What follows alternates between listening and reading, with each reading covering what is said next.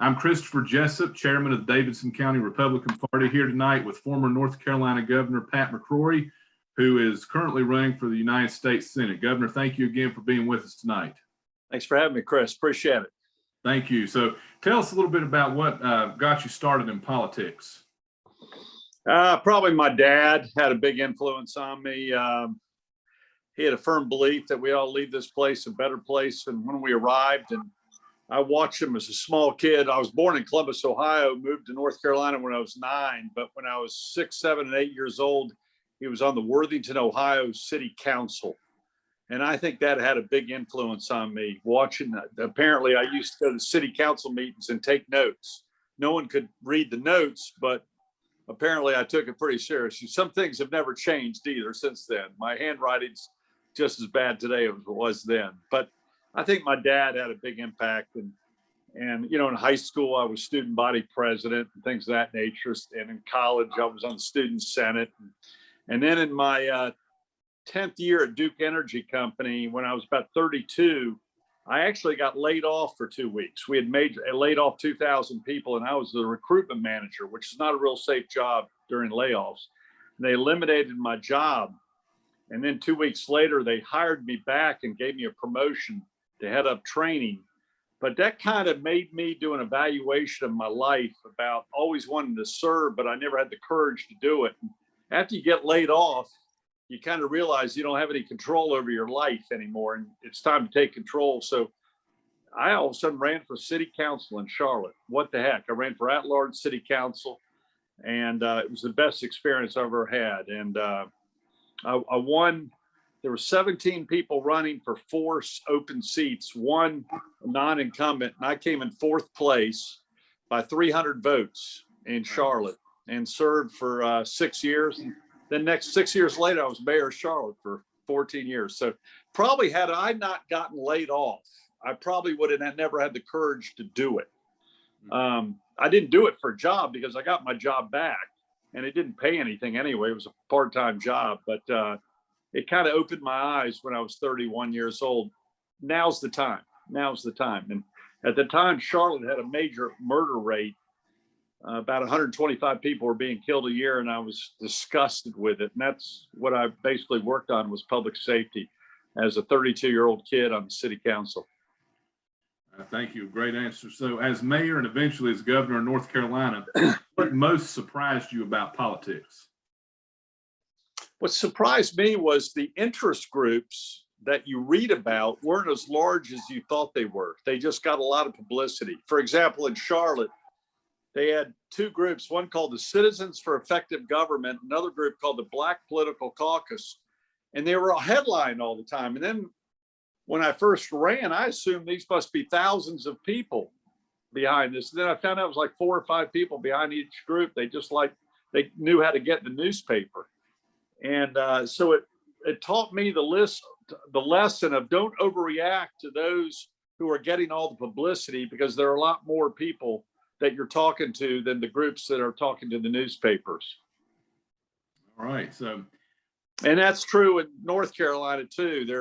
There's all these special interest. When I was governor, there are all these special interest groups, you know, that the lobbyists contact you with, or the political parties contact you with. And you have to realize, when you're even in political parties, you're dealing with a very small percentage of people, and you have to make sure you don't have blinders on, and you aren't blindsided by other opinions out there. That's a big trap in Raleigh and in DC, where the state legislators and I think the congressmen see the same 150 people every day, and they think everyone knows them, when in fact you find out no one knows them. It happens in business too. So what goals have you had in your political career, you know, as mayor and as governor and on city council? What goals have you had? I never had political goals. I've kind of always taken a year at a time. I never had the city council kind of thing came as a whim. I never had a goal to be mayor, but I did a good job for 6 years. And all of a sudden people are going, you know, you'd be the best mayor. And I did that for 14 years. And then after my 13th year, some people approached me and said, you know, you'd be a hell of a governor. You ought to try it. And I never had any desire or aspiration to go, that's it. In fact, I couldn't believe people were approaching me about it. And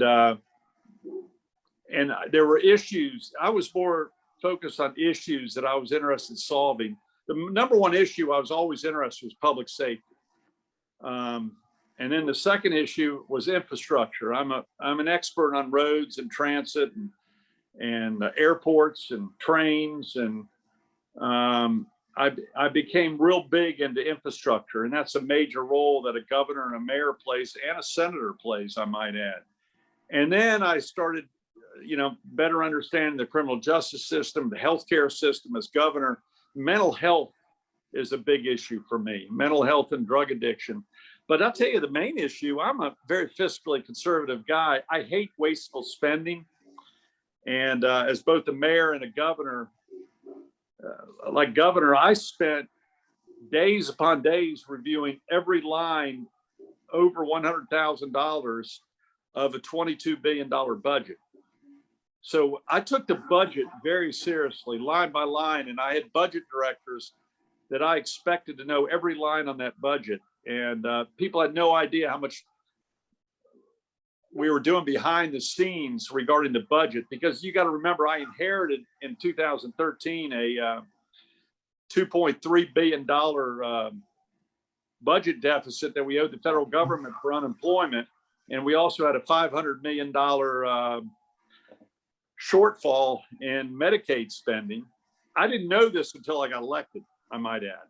It was a big surprise. So this BS about the state always balances their budget, nah, that's not true. But compared to the federal government, neither the federal government or state government include their unfunded liabilities. And it's a scam if you don't include the unfunded liabilities in your budget at both the local, state, and federal level. And I don't think any government is still including their unfunded liabilities in their true budget at this point in time.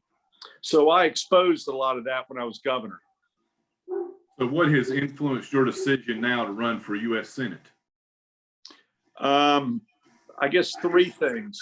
Well, first of all, I'm sick of what's happening in Washington. The last 3 months, watching Biden and Harris and Schumer and Pelosi, where they're taking our country scares the hell out of me. And how far to the left they're going on issues of immigration, on issues of healthcare, on issues of fiscal responsibility, on issues of public safety and how they deal with the police.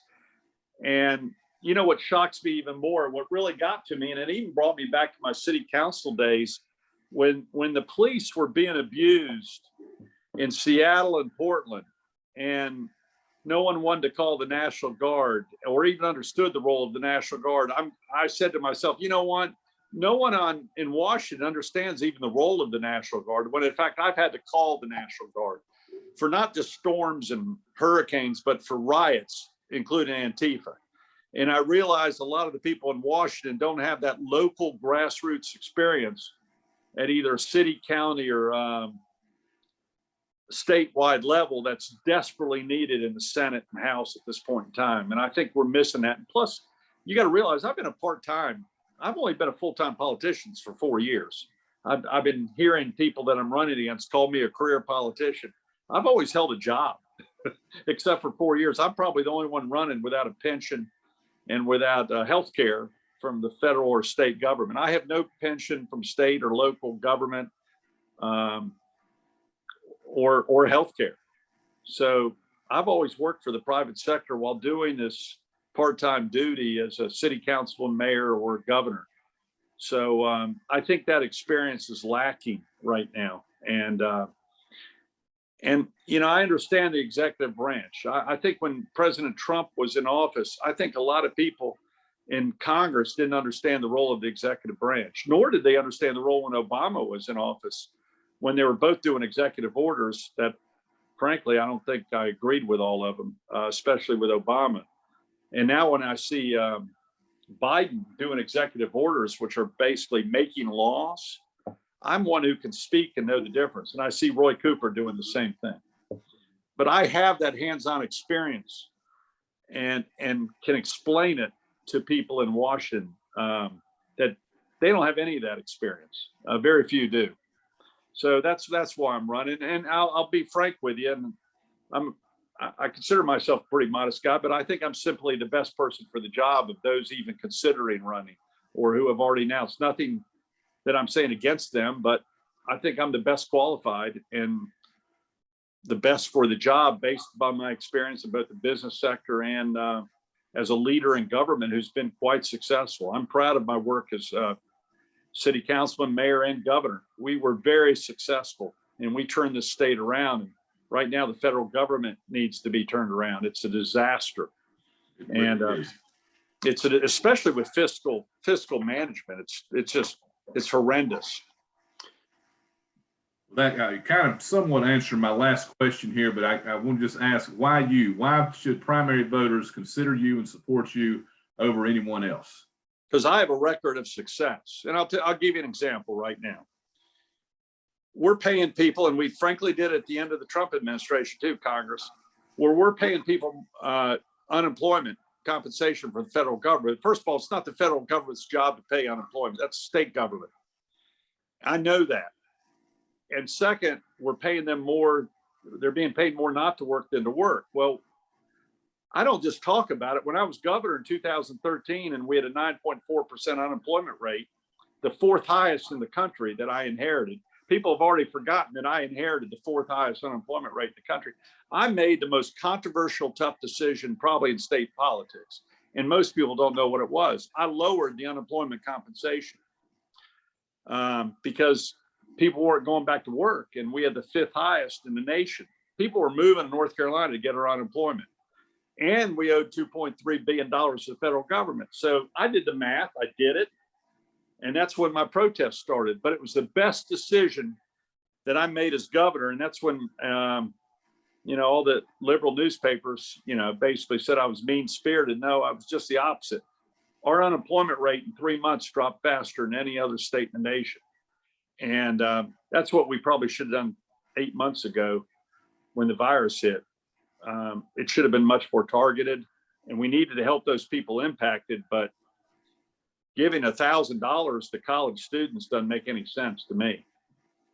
It's borrowed money. It's all borrowed money, and you don't borrow money for operating costs. You borrow money for capital costs. And I understand basic finance. Well, Governor, I appreciate it so much you being with us tonight, and I look forward to talking to you soon. Thank you again for your time this evening.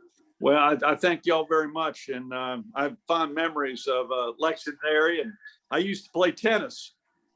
Lexington's a great tennis town. When I was in junior high and high school, I played a lot of tennis on your great course. A guy named Bryce Holmes used to kick my butt in Lexington.